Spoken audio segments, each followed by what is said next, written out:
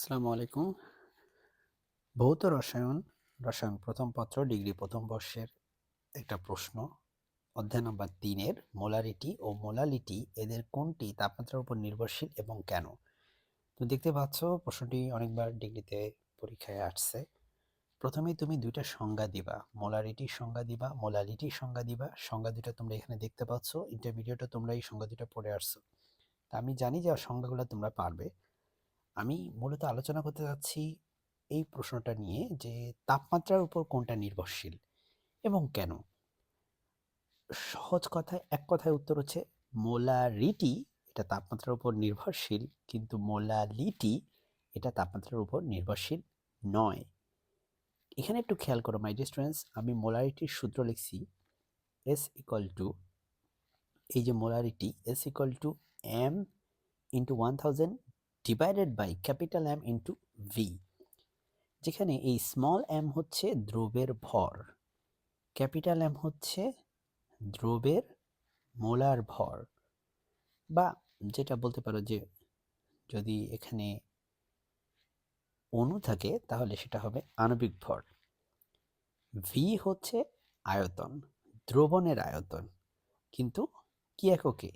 Millilitre এককে। যেভাবে আমি সূত্র লিখছি সেখানে পাশে লিখেই দিছি মিলিলিটার। ওকে, যদি লিটার এককে নিতে তাহলে এই 1000 দিয়ে গুণ করা যাবে না। এখন মাই ডিয়ার স্টুডেন্টস, তাপমাত্রার উপর কোনটা নির্ভর করে? দেখো তো, তাপমাত্রা বাড়াইলে বা কমাইলে কি ভরের কোনো পরিবর্তন হবে?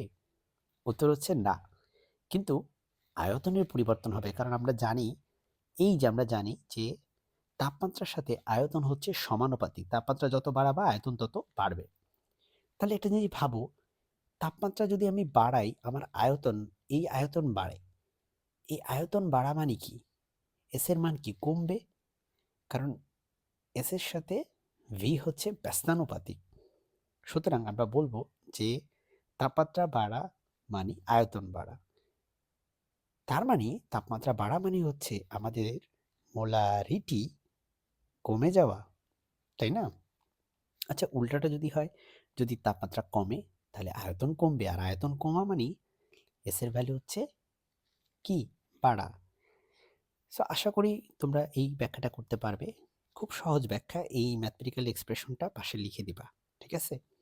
তারপর দেখো মোলালিটি। মোলালিটির সূত্র কি? মোলারিটির মতোই অনেকটা।